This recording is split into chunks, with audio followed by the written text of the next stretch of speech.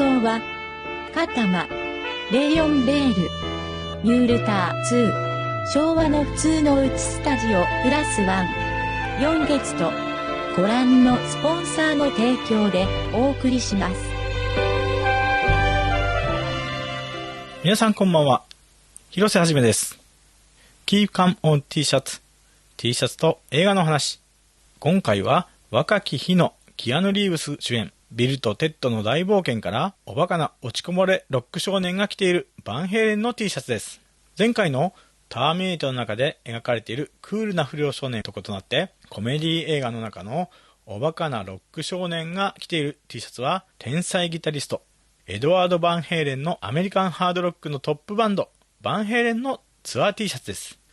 少年たちの憧れギターヒーローがいた時代のお話です。それでは動画をご覧ください。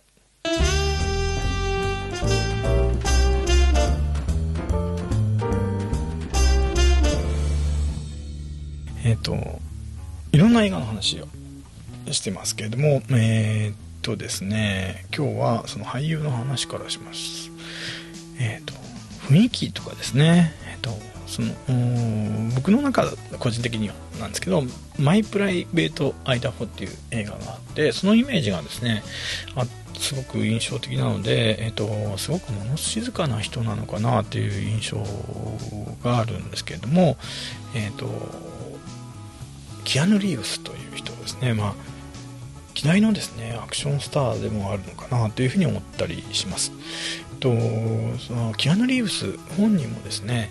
サニー千葉映画の回のですね2回目に話したキルビルに登場したですねサニー千葉さん、千葉真一さんですね、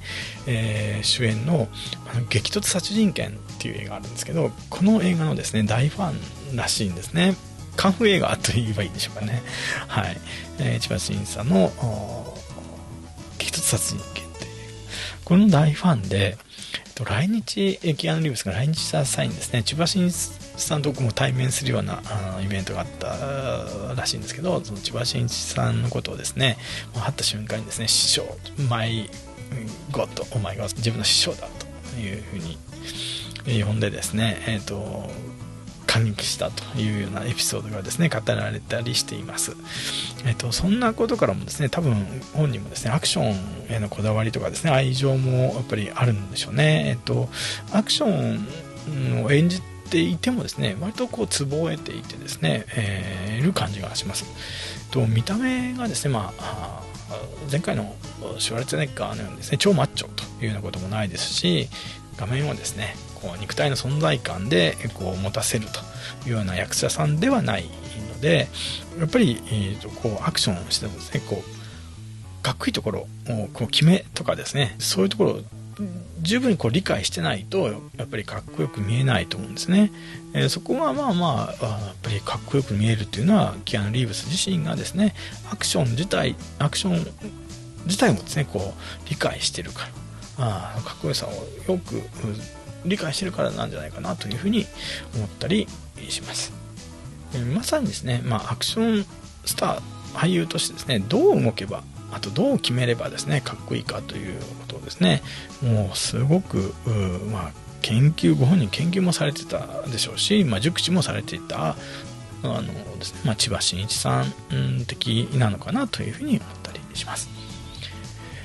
そんなですねアクションスターでもあるキアヌ・リーブスですから、例えばスピードっていう映画とかですね、マトリックスシリーズとかですね、あとジョン・ウィックっていうですね、アクションヒット作っていうのも多くて、もうハリウッドセレブであるっていうこと自体はですねもう間違いないかなというふうに思うんですけど、そのなんていうんですかね、さっきも言いましたように飾らない雰囲気はその容姿だけにとどまらず、普通にですねこうなんか本人地下鉄に乗ってこう移動していたりとかですね、近くの公園をプラプラ普段着でですね散歩したりとか、そこでですね公園なのでちょっとホームレスの人に出会って、でもですねもう嫌な顔一つせずに談笑したりとかですねしている姿がよく目撃されたりとか、あとですね故障した車があってそれを見かけたキアヌ・リーブスバイクに乗ってたんですけど、バイクからわざわざそのバイク止めて降りてですね、その故障した車をこう押してあげたというようなエピソードもあったりして、本当に飾らないけどいい人なんだなというふうに思わせるエピソードがですね、多いっていうこともですね、キアヌ・リーブス自身はですね、知られてる俳優さんかなというふうに思ったりします。顔の雰囲気とかもですね、ちょっと東洋的だったりもするので、ちょっと親近感もあったりするから、僕自身は好きな俳優さんなのかなというふうに思ったりするんですね。で、多くの映画に出演しているキアヌ・リーブスですけれども、実は、自らですねベースを弾いて音楽活動なんかもですね、していたという話も聞きます。ロックっぽい音楽やってたみたいなんですけど、そういう意味ではロック音楽を感じさせる映画としてはやっぱスピードっていう映画があって、テーマ曲がですね、ビリー・アイドルとですねスティーブ・スティーブンスっていう人がこうコンビでやってたりするので、すごく、ロック音楽としてちょっとその映画印象的だったかなというふうに思ったりするんですけれども、その他ちょっと変化球になるんですけど、ビル&テッドエクセレントアドベンチャーっていう映画があって、日本の映画のタイトルがビルとテッドの大冒険っていう映画なんですけど、これがですねちょっと変化球だけど、ちょっと音楽感じさせるかなというふうに思ったりします。ビルとテッドの映画の内容は本当にくだらないって言っていいのかわからないですけどです、内容はそんなにないですね。おバカコメディと言ったら分かりやすいんですかね。ノリがですね、80年代の後期というような感じでですね、当時、私もですね、同年代同世代だったりしたので、その、ノリがですね、当時のノリが微妙にやっぱり親近感が湧くというかですね、キャラクターキアヌ・リーブス演じてるキャラクターもやっぱり憎めないキャラクターだったりします。キアヌ・リーブス演じるのはですね、テッド・ローガンっていう役なんですけど、そのキアヌ演じるテッドとですね、その映画がきっかけで、親友になるアレックス・ウィンターっていう俳優さんいるんですけど、そのアレックス・ウィンターがビルを演じてるんですね。でそれで、ビルとテッドということで、ティーンエイジャーお約束のですね、ロックスターに憧れる少年役みたいな感じですね。そういうの、設定なので、劇中でですね、こうエアギターをこうガーッと弾いたりとか、あとタッピングみたいなこうしてたりするエアータッピングですね、打ったりをしたりしているので、そんなちょっとしたこだわりみたいなのもですね、ツボにはまったりしました。やっぱりこの世代のですね、ギターヒーローといえばですね、エディ・バンヘイレンに違いないですね。タッピングしてる段階でですね、エディ・バンヘイレンかなという感じもするんですけど、物語のですね、最初の冒頭のところでですね、ビルテッドのいいかな、テッド・ローガンの家のガレージでですね、バンド練習、ギターの練習なんかをして、ガーッと弾きまくってるんですけど、でビルとテッドはその様子をこうビデオに撮影して、自分たちが演奏した映像をですね MTV で流してもらうんだと。でエディ・バンヘイレンに来てもらって、自分たちもロックスターになるんだぞというようなですね、エソロアごとみたいなのを語るんですよね。で、そのガレージにはですね、しっかりとそのバンヘイレンのバンドのですねポスターが貼ってたりするんです。で当時、19歳だったみたいなんですけど、キアヌ・リーブスが演じる、テッド・ローガンが着ている T シャツもそのバンヘイレンのですね T シャツで、1986年のですね5150っていうツアーがあったんですけど、その5150のツアー T シャツを着ているというですね、細かいディティール、これこだわりがあってかどうかわかんないですけど、バンヘイレンという名前が出てくるので T シャツまでですね一貫して実はテッドは着ているというようなことになっていて、おバカ映画コメディ映画ではありつつも、そんなところもちょっと好きな部分があったりして、いい印象の映画だったんです。アメリカの映画なので、字幕がついたり日本語訳の字幕がついたりしますし、あと日本で放送される時はですね、吹き替えでですね、になるんですけど、その和訳の字幕とかですね、吹き替えのセリフっていうのもですね、あんまりもしかしたらそのロックに詳しくない人がやってたんじゃないかなというところもあるので、実はちょっと上手くないなと思うところもあるんですけども、実はその物語の中で中世のイングランドにですねちょっと行っちゃうんですけど、そこでですね拷問にかけるみたいな話になってですね、アイアンメイデンにかけろっていうふうに言うんですよね。そうするとそれを聞いたビルとテッドがですね、顔を見合わせてアイアンメイデンってメタル最高って言って、またエアギターを弾くみたいにやるんですね。であと、ソクラテスをですねちょっと絡んで実は来るんですけど、そのソクラテスのことをですね、紹介するネタにですねオジー・オズボーンを引き合いに出してたりして、ちょいちょいその、ロックのネタを挟んできてるところがあるんですけど、そういうところもですね、好きなところだったりします。でどうやらですね脚本構想の段階でそのエディ・バンヘレン本人にですね出演してもらおうというふうな構想があったようなんですけれども、やっぱり当時バンヘレンロックのトップスターだったので、やっぱり予算の関係で出演依頼もできなかったというような話もあるようです。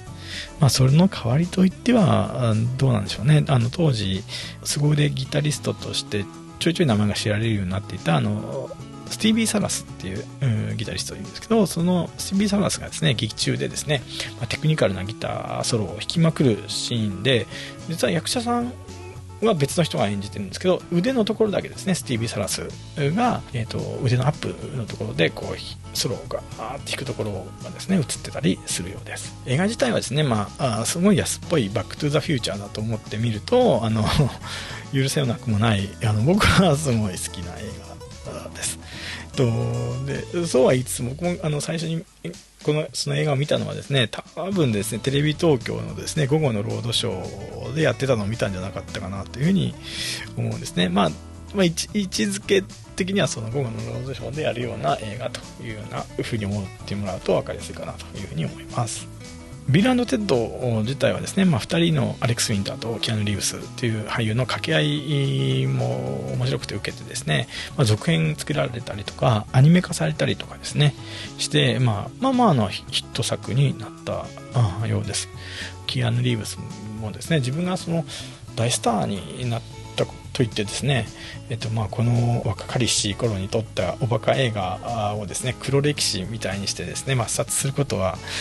なくてですね、あとそのビル役のアレックス・ウィンターとですね、ずっと進行していたということもあったんでしょう。第3弾の制作についてもですね常に前向きだったようなんですね。でその第3弾がですね30年ぶりぐらいに制作されてですね、ビルとテッドの時空旅行としてですね公開されました。でその中でキアヌ・リーブスもですねノリノリでその19歳の時に演じたテッド役をですね演じているということもあって、すごく面白い映画らしいです。もうちょっと私まだ見れてないんですけどそうらしいです。でやっぱりその第3弾制作時にはですね実際にもう一度ですねエディ・バンヘレンに出演のオファーをしたと。残念ながらですねエディ・バンヘレン出演はされてませんけれども、それでもですね実はその出演依頼があった時エディ・バンヘレンは闘病中だったというようなこともあってか出演がされなかったっていうのもあるのかもしれないです。で残念ながらですねエドワード・バンヘレンは、2020年の10月の6日に、お亡くなりになられたということなんですね。去年65歳なのでまだまだお亡くなりになるには早い年齢だったのかなというふうに思ったりします。でやっぱり、そのニュース聞いた時私もすごくショックだったんですけど、エディ・バンヘレンの凄さって楽器を弾けないですね私のような人間にもですね分かるくらい分かりやすい凄さっていうのがあったんですよね。そのさっき言った右手で、弦をこう押さえて音を鳴らすタッピングっていうものの独創性だけでなくて、なんでしょうかね、この音がギューンとくるギターの音を聞けばですね、エディ・バンヘイレンが弾いてるってすぐ分かる、ギターのトーンであったりとか、曲もですね、イメージからすると、底抜けに明るいというふうに思われがちなんですけど、僕にとってはどっかですね、ちょっとウェットなメロディーがあったりとかしてですね、羊がオランダ系だったりとか、お父様がクラシックの音楽の、クラリネット奏者だったりとか、エディ・バンヘイレン自体はピアノとかも幼い頃から弾いてて、作曲もピアノでするというようなことからもですね、音楽的なその基盤みたいなのがすごくしっかりしているような感じがしたりします。で、バンヘイレン初期はですね、他のバンドが作った割とこう、オールディーズの音楽みたいなものをこうカバーした曲ってもう何曲かやってるんですけど、それカバー曲もですね、バンヘイレンのオリジナルの曲に聞こえたりとかですね、何でしょう、ものすごいハードでテクニカルな曲をやってたりとか、その独創的なアイディアだったりとか、またはその大人の雰囲気のオーソドックスなロックやったりとかですね、さまざまな音楽、幅広い音楽実は演奏したりしてるんですけど、全てですね、エドワード・バンヘイレンのですね、ギターを弾く時の笑顔、本当に食ったことない人の良さそうな笑顔で演奏されるとですね、こっちもですね、なんかわーっと気持ちがその演奏に持ってかれるというかですね、そんな感覚があったりするんですね。まさに天才とかですね、カリスマ性があるとかですね、そういう言葉が似合うギタリストだったのかなというふうに思います。私自身はですね、キャリアを通して、バンヘイレンのキャリアを通してずっと最初から最後の方まで好きなんですけど、やっぱり一番活躍してたその80年代、あとギターヒーローといえばですね、バンヘイレンを置いてですね、他にいないかなというふうに思ったりします。ということで、今回はですね、好きな俳優さんキアヌ・リーブスと好きなギタリストのエドワード・バンヘイレンの接点といったらいいんでしょうかね。ウィルとテッドの大冒険の中でキアヌ・リーブスがですね演じるテッド・ローガンが映画の中ずっと着用している T シャツです。実はその映画の物語って一日の中で起きる出来事なので、ずっと着替えする機会もないのでずっと着てるのは当たり前なんですけど、このバンヘイレンの、5150のツアー T シャツです。ここにバックプリントがあって、1988年のノースアメリカンツアー、北米ツアーのものですよというふうなプリントがされています。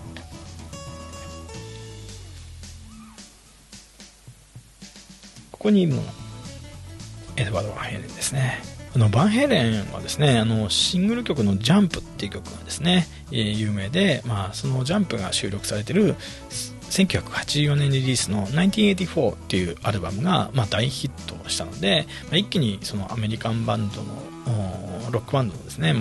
頂点に立ったような時代が1984年と、1984というアルバムでした。ただですね、その頂点に立った直後にですね、ボーカルのですね、デイブリー・ロス、これも結構なカリスマ性のあるボーカリストだと思うんですけど、デイブリー・ロスが脱退して、一体バンヘイレンどうなっちゃうんだろうと、ファンはですね、固唾を飲んでバンドの動向を伺ってたと思うんですね。ところがですね、その当時、元モントローズでですね、やっぱりアメリカでは割と有名なボーカルだったそのサミー・ヘイガーがですね、新加入することになって、バンド自体はですね、デイブリー・ロスがいた時よりもずっと安定感を増して、アルバムの制作に入ったというようなことが当時の印象としてあります。それでですね、リリースされたアルバムというのがこの5150というアルバム、ここのツアーのタイトルにもなっている5150というのがアルバムのタイトルにもなっています。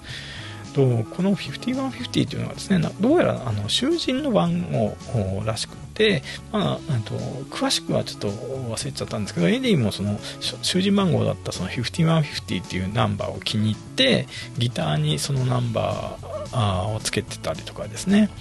自宅のスタジオの名前も5150スタジオというふうに名前をつけるほどですね、なんかこの5150というアルバム出る前からその囚人番号を気に入ってたようなんですね。で、いよいよその、自分のたちの作ったアルバムのタイトルも5150としてですね、いわゆるそれぐらい気合いの入ったアルバムとして発表したという感じになります。やっぱりアルバムの出来もですね、気合入ってただけあったんでしょうね。出来も素晴らしくてですね、バンド初の、1984で取れなかったナンバーワン、を取ったアルバムになります。実はですね、私もですね、バンヘイレンのアルバムで、どれか1枚といえばですね、間違いなくやっぱ5150選ぶと思うんですよね。一番好きです。高校生の頃ですね、発売と同時にですね、レコード買った覚えがあるんですけど、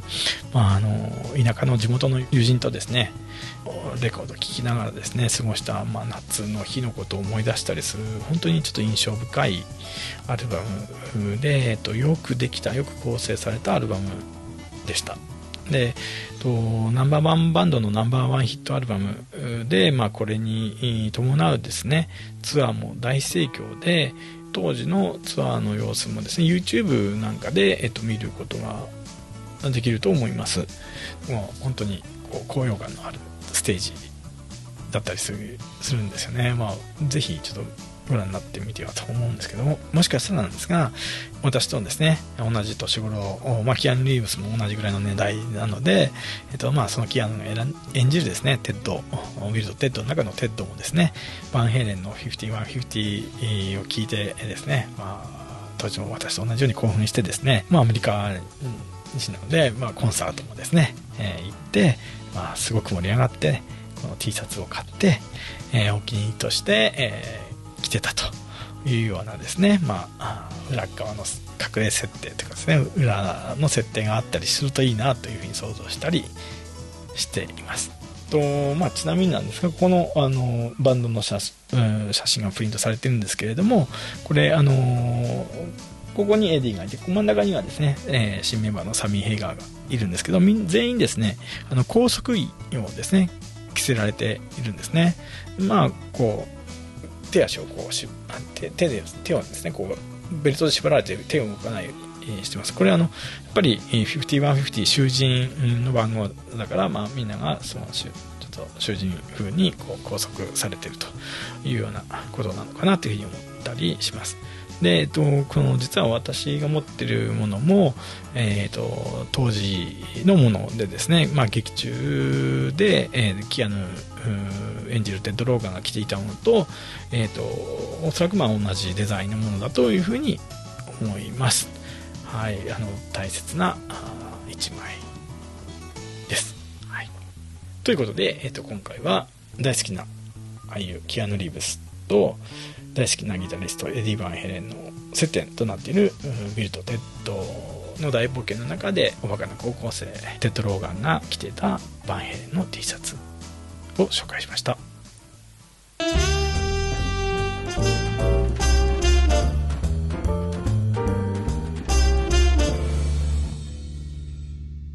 はい、